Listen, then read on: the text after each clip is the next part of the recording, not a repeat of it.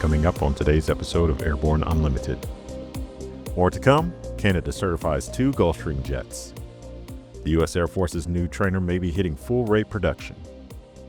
U.S. fighter jets intercept Russian aircraft near Alaska again.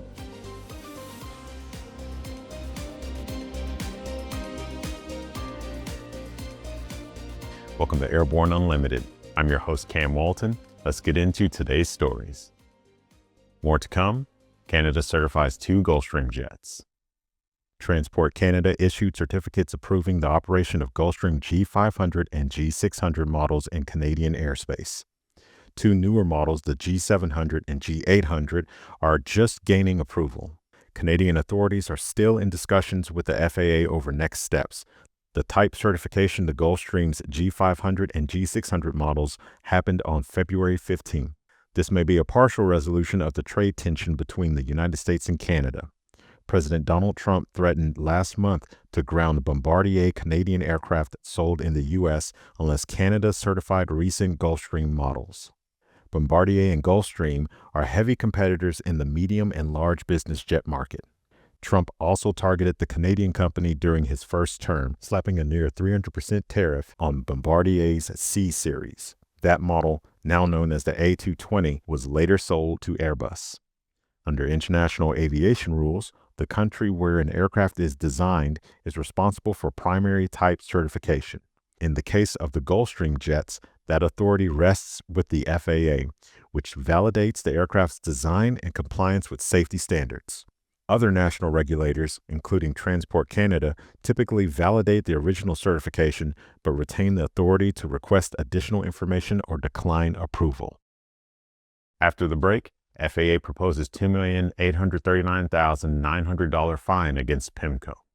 Looking for a new generation of proven and efficient aviation power plants that boast modern engineering, electronic ignition, and both direct and gear drive systems? With 100 horsepower to 240 horsepower, the Skyline and Redline engines offer uncommon value in an overpriced industry. Whether you are looking for fixed wing or rotor, MW Fly Americas has been established to service the American market with dedication and expertise. MWFlyAmericas.com.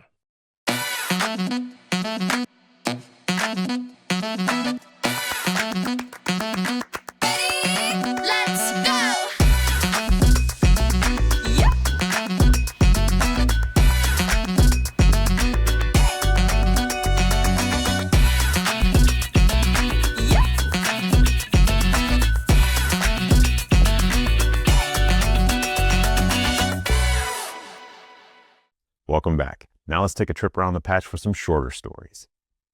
FAA proposes $2,839,900 fine against PEMCO.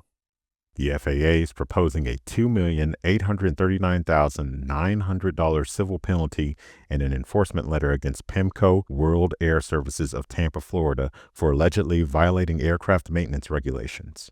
The FAA alleges that the aircraft repair station knowingly used expired products when it performed maintenance on 5 Frontier aircraft between September 2022 and November 2023. The FAA also alleges that in using the expired products, PEMCO failed to follow the aircraft's maintenance manual and its own quality control manual. Expired products included adhesives, epoxies, resins, paints, and fiberglass cloth. ALPA says the House's DCA safety mitigations fall short. ALPA isn't satisfied with the House's plan to address the stunning safety gaps tied to last January's fatal mid-air collision, arguing the bill dodges a key upgrade, cockpit display of traffic information. The Aerospace Location and Enhanced Risk Transparency Act of 2026, or ALERT Act, was introduced by leaders of the House Transportation and Infrastructure and Armed Services Committees following the National Transportation Safety Board's final report into the crash of PSA Airlines Flight 5342 and the U.S. Army helicopter near Ronald Reagan Washington National Airport, DCA. Alaska Airlines flight returns to airport after passenger battery fire. Alaska Airlines Flight 2117, operated by Horizon Air, an Embraer 175, was en route to Seattle Sunday when a passenger experienced an overheating issue involving her cell phone and its power bank. Alaska Airlines said that while preparing for landing, flight attendants placed the phone and power bank into a containment bag, and the plane returned to Wichita's Dwight D. Eisenhower National Airport. One passenger said she was sitting nearby when a woman was using a lithium-ion battery-powered charger pack to charge her phone when it caught fire.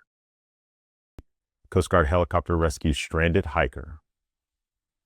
A U.S. Coast Guard helicopter crew rescued a stranded hiker Friday morning in the Illinois River Valley near Greenwald Rapids, Oregon, following a multi-day search.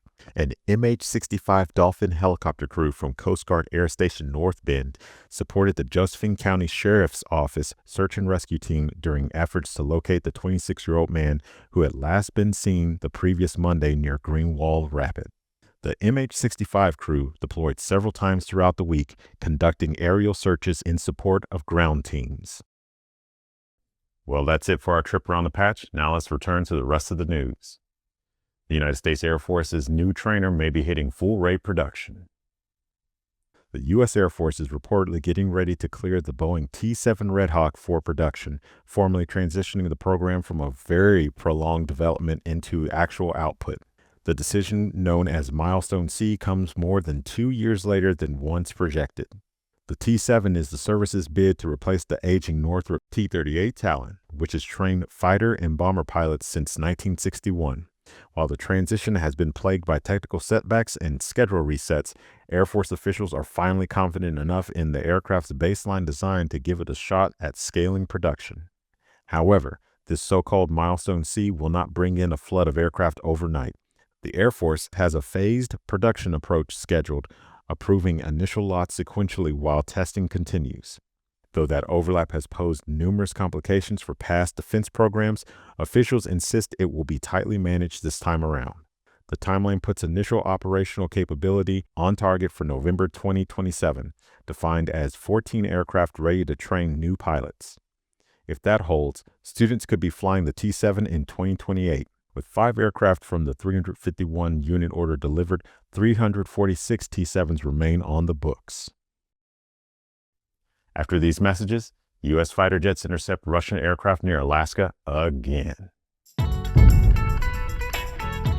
It's time to upgrade your power plant to the first FAA-certified clean sheet engine design in over 60 years. Delta Hawk's jet fuel-powered liquid-cooled turbocharged engine produces turbine performance at 40% better fuel efficiency of typical reciprocating engines, while also achieving exceptional reliability and significant reduction in cost of ownership.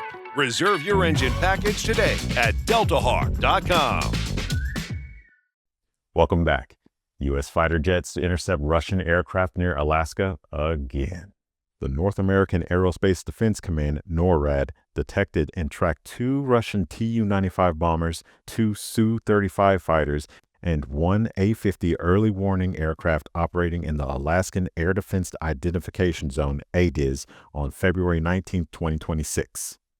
NORAD launched 2 F-16s, 2 F-35s, 1 E-3, and 4 KC-135s to intercept, positively identify, and escort the aircraft until they departed the Alaskan ADIZ. The Russian military aircraft remain in international airspace and did not enter American or Canadian sovereign airspace. This Russian activity in the Alaskan ADIZ occurs regularly, NORAD says, and it is not seen as a threat. An ADIZ begins where sovereign airspace ends and is a defined stretch of international airspace that requires the ready identification of all aircraft in the interest of national security.